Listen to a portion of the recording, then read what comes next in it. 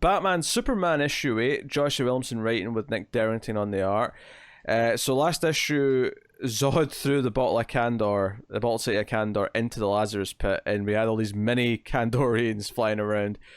So the big first half of this issue is pretty much them dealing with that, and sort of trying to fight all these mini Kryptonians that all have the bloodlust. They're all crazy because they all just come out of the Lazarus pit. Right. So it is glorious. Yeah, so they're dealing with that. They're getting cuts. Zod at one point, Raz at one point says to Zod, "Kneel before Ra's al Ghul," which Okay, this is the Williamson that I like. Right? You can tell he's having fun. You have little tiny Kryptonians going around in a swarm, right? They're trying to be careful not to hurt them. And then you got Raz in this awesome armor. I love the helmet and a bit where he kind of he hits them with the red sun grenade essentially. He's like, right, they're weak now. Let's get them while we can. He pulls out his sword, and then it's just the next panel is Batman with the back of his head in the Batarang. It's like this is so good. Yeah. And just the setting and the temple, right? As Tim said on Twitter, it looks like Yavin 4. That was me, not Tim. Oh, that was you. That was me. Yeah. Oh, gotcha. It was that particular shot. It looks exactly like the shot with the lookout. So because they get them back in the bottle, and Raz, because he stabs the bottle with a Kryptonian sword, Superman has to fly it off to the fortress to try and sort of basically contain it and make sure they're okay.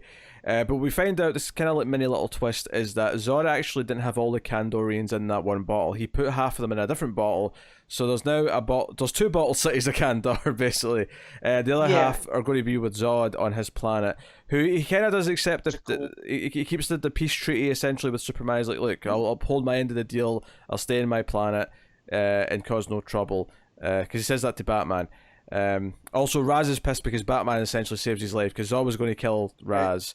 And Batman actually saves the day, so he's indebted to him. So Raz actually sneaks off in his plane in a huff because the detective has saved his life. Embarrassed. Yeah.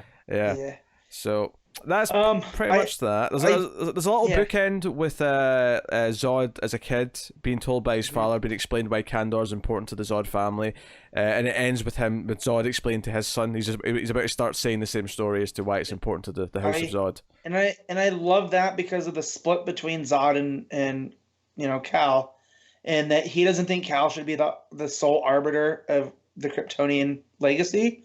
So the fact now that he gets a chunk of his hometown, that he thought was lost forever because of Brainiac and whatnot, and Rogolzar.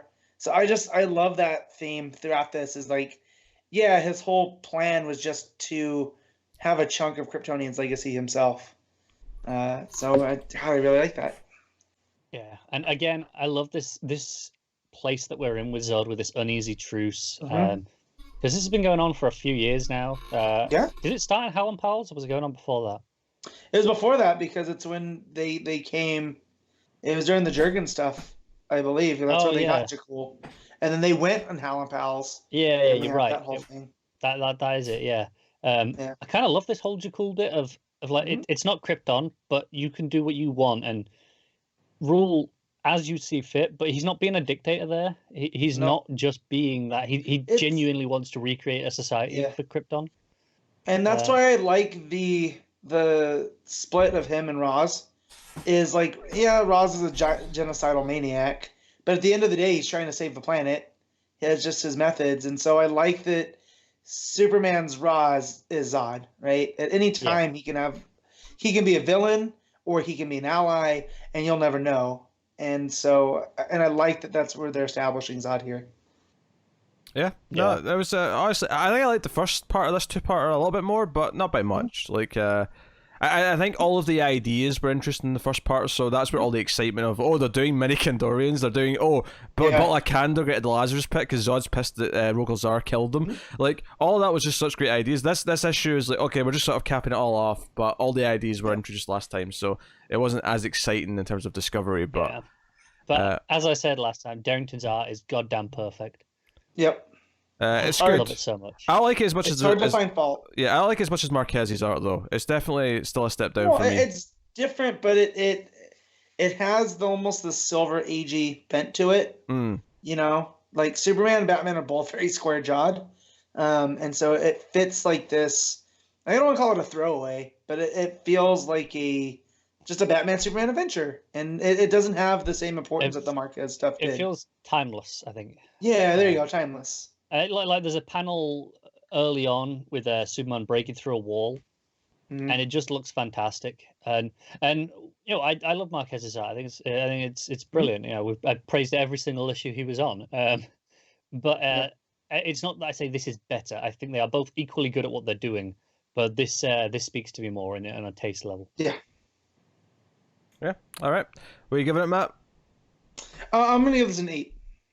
Connor? Yeah. I'm gonna give it an 8.5. Actually, I'm gonna bump it up a touch. Okay. I'll give it an 8 as well. I'll agree with Matt. Go with the straight 8.